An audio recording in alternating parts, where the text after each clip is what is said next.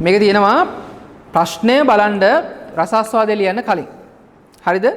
පහත දැක්වෙන කාව්‍ය නිර්මාණයන්හි වස්තු විෂය සහ කාව්‍ය භාෂාව කෙරෙහි අවධානය යොමු කරමින් එම නිර්මාණය පිළිබඳ රසාස්වාදයක් කරන්න. හරිද?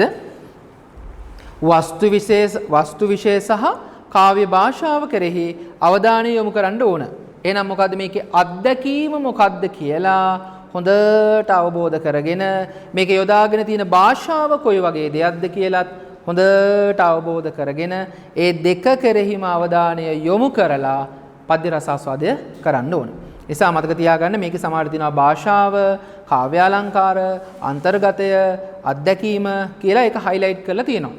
අන්න ඒකට එතකොට වැඩි ඉඩකඩක් ලබා දෙන්න ඕන, වැඩි ඉඩහසරක් ලබා දෙන්න ඕන අපේ රසාස්වාදයේදී. දැන් දුරු රට ගිය පුතුට නෙවෙයි දුරු රට ගිය පුතුනේ. මේක ලියන්නේ කවුද පුතා? කියන්න අයියේ. බුද්ධදාස ගලප්පත්ති කියන කවියා මේක ලියන්නේ. මට කියන්නකෝ බුද්ධදාස ගලප්පත්ති කියන කවියා අයත් වන කවි පරපුර මොකක්ද? නිසඳැස් කවි පරපුරේ දෙවැනි තරංගයට. නිසඳැස් කවියේ දෙවැනි තරංගයට බුද්ධදාස ගලප්පත්ති කියන කවියා අයිති වෙනවා. එතකොට සුවිශේෂී කවියේ සමාජයේ විවිධ වූ අත්දැකීම් කෙරෙහි ස්වකීය විචාරාක්ෂිය විමසුම් දෙනෙත් යොමු කරලා ඊටාම සීරු මාරුවට අත්දැකීම් ලබාගෙන පද්‍ය පන්ති නිර්මාණය කරපු කෙනෙක් බුද්ධදාස ගලප්පත්ති කියන කවියා. එතකොට මේක උපුටා ගන්නා පද්‍ය සංග්‍රහය මොකද්ද? කියන්න. 2007 වර්ෂයේ ලියපු නිම්නැති තුන් යම කියන පද්‍ය සංග්‍රහයෙන් මේ කවි පන්තිය උපුටා ගන්නවා. එතකොට පුතේ දැන් මතක තියාගන්න මේ කවියා තමන්ගේ අත්දැකීම විදිහට යොදා ගන්නවා මෙන්න මෙහෙම දෙයක්. කොහොමද? බොහොම ආදරයෙන් සෙනෙහසෙන් හිටපු තමන්ගේ ආදරණීය පුතා විදේශ රටකට පිටව යනවා. නැත්නම් පිට රටකට යනවා. අපි දන්නේ නැහැ තමන්ගේ ආදරණීය පුතා ගිහින් තියෙන්නේ රැකියාවක් සඳහාද එහෙම නැත්නම් අධ්‍යාපනය සඳහාද කියන කාරණේ අපි දන්නේ නැහැ. මොකක් හරි කොහොම නමුත් කුමන හෝ හේතුවක් මත එයා පිට රටකට ගිහින් තියෙනවා. විදේශගත වෙලා. දුරු රටකට ගිහිල්ලා.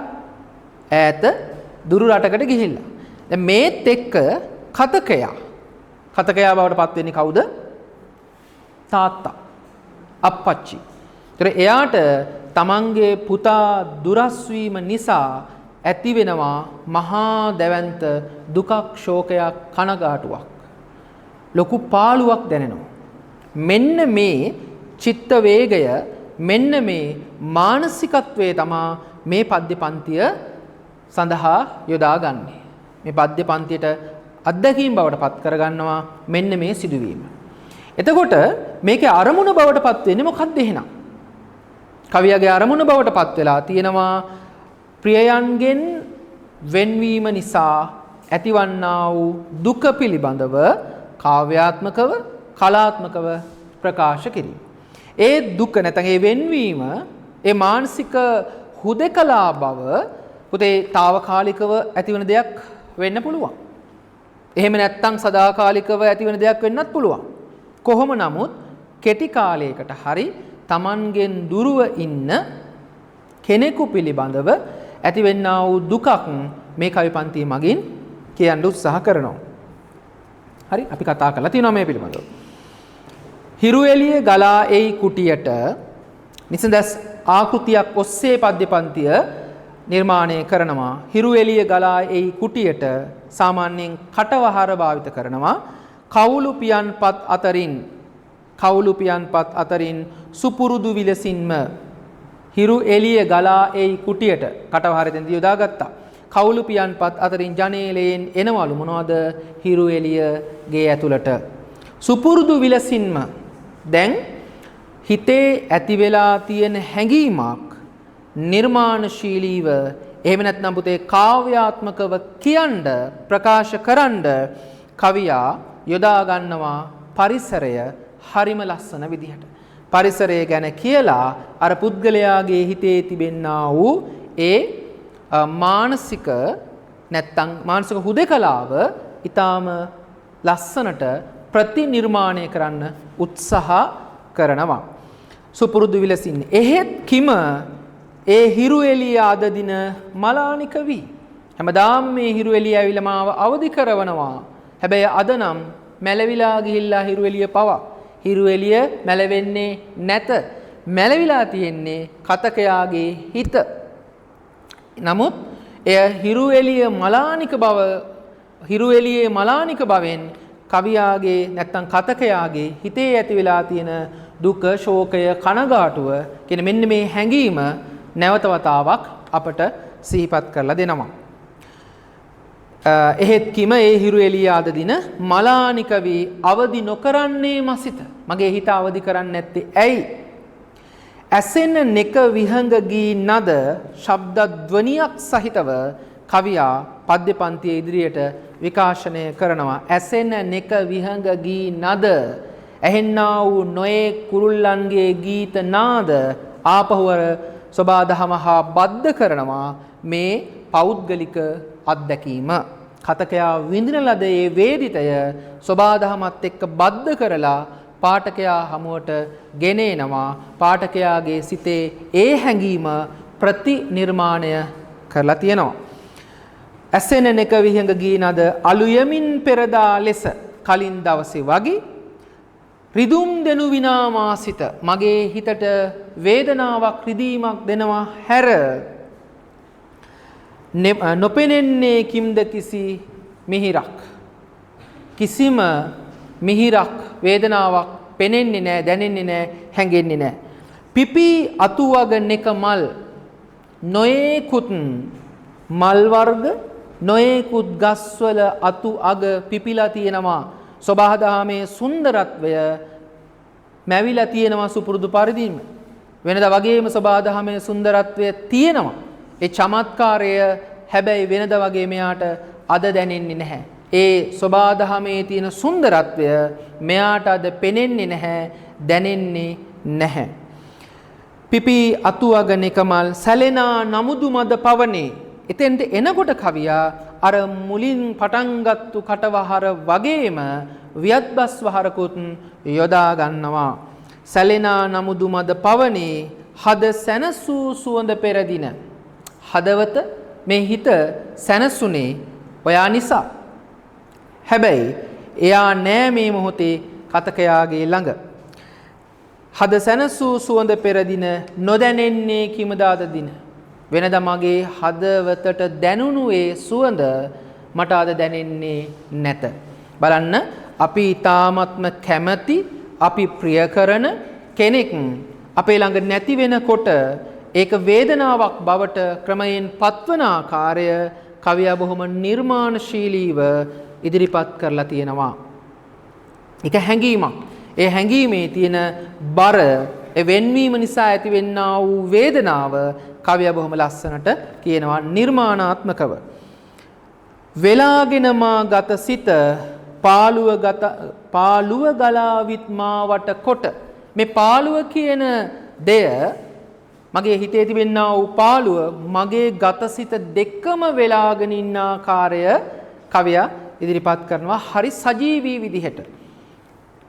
තවත් විදිහකින් කිව්වොත් මේ පාළුව කියන දේ ඇවිල්ලා උදකලාව පාළුව තනිකම කියන හැඟීම ඇවිල්ලා මාව වෙලාගෙන ඉල ඒ නිකන් සජීවී බවක් ආරෝපණය කරලා තියෙනවා මේ පාළුව උදකලාව කියන සංකල්පයට පවා. කිතාමත් සජීවී ආකාරයෙන් ඉදිරිපත් කරලා තියෙනවා. අත්මිදෙනු කෙලෙසද මේ රුදු පාළු හැඟුමින් මම කොහොමද අත්මිදින්නේ මගේ හිතේ ඇති වෙලා තිබෙනා වූ මේ පාළුව. දැන් අපිට විචාර ප්‍රශ්නයකට උනත් එන්න පුළුවන් මේක මිනිස්සුන්ගේ චිත්තාභ්‍යන්තර ගත හැඟීම් නූතන කවියා ස්වකීය නිර්මාණ සඳහා යොදා ගනී කියලා වගේ දෙයක්. හරි. එතකොට මේ හිතේ ඇතිවන හැඟීමක් පිළිබඳව තමයි කවියා කියන්නේ. මේ දරුවා නැත්නම් තමන්ගේ පුතාගේ වෙන්වීම නිසා එයා විදේශ රටකට ගියපු නිසා දුරු රටකට ගියපු නිසා තාත්තාගේ හදවතේ ඇතිවෙනා වූ ඒ පාළුව තනිකම කියන දේ තමයි මේකෙන් කියාපාන්නේ.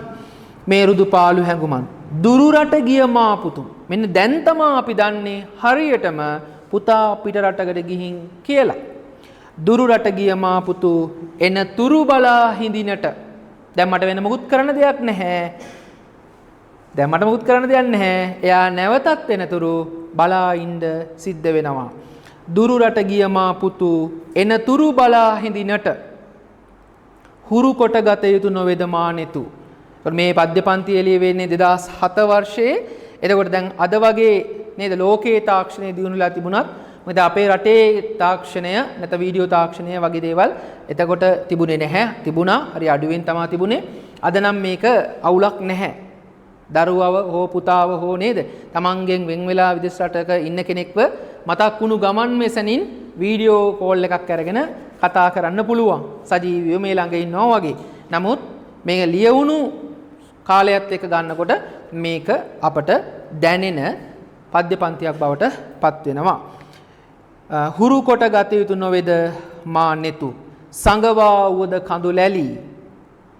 මගේ හිතේ මං නැත් වලින් ගලන කඳුළු පවා සංගවාගෙන ඒ දුක වේදනාව මං කෙසේ හෝ දරාගෙන සංගවා වුවද කඳුලැලි දුරු රටක ගිය ඔහු මා පුතුද මා හිත මිතුරුද බැවිනේ. මේ පිට රටකට ගියේ මගේ පුතා විතරක් නෙවෙයි මගේ හදවතේ මගේ ළඟින්ම හිටපු මගේ මිත්‍රයාත් නිසා.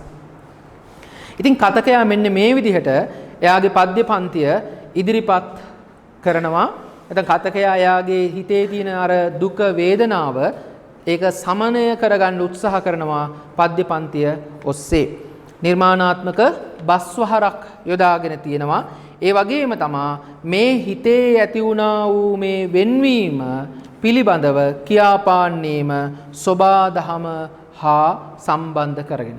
ඒක පද්‍ය පන්තියේ තවත් සුවිශේෂී බවක් විදිහට දෙයක් විදිහට අපට සලකන්න පුළුවන් වෙනවා. එතකොට දැන් අපේ හිතේ ඇතිවෙනා වූ මේ පාළුව තනිකම නේද මෙන්න මේ කියන හැඟීම විඳදරා ගන්නට අපේ හිත උපේක්ෂා සහගතව පුරුදු පුහුණු කරගත යුතුය කියන පණිවිඩය පද්‍ය පන්තියේ මගින් ලබා දෙන්න උත්සාහ කරනවා. කුමන හෝ හේතුවක් හින්දා අපේ හිතට මෙහෙම තනිකමක් ඇති වෙන්න පුළුවන් නේද? තමන්ගෙන් කවුරු හරි තමන්ගේ ළඟින්ම හිටපු කෙනෙක්ගේ වෙන්වීම නිසා. එතකොට මොකද කරන්න ඕනේ? ඒක දරා ගන්න අපි පුරුදු වෙන්න ඕන. ඒක අමාරුයි. හැබැයි ඒක දරා ගන්න පුළුවන් නම් අන්න ඒක තමයි බුද්ධිමත් දෙය. ඒ තමන්ගේ ලේ ඥාතිකමක් තියෙන කෙනෙක් වෙන්න පුළුවන්.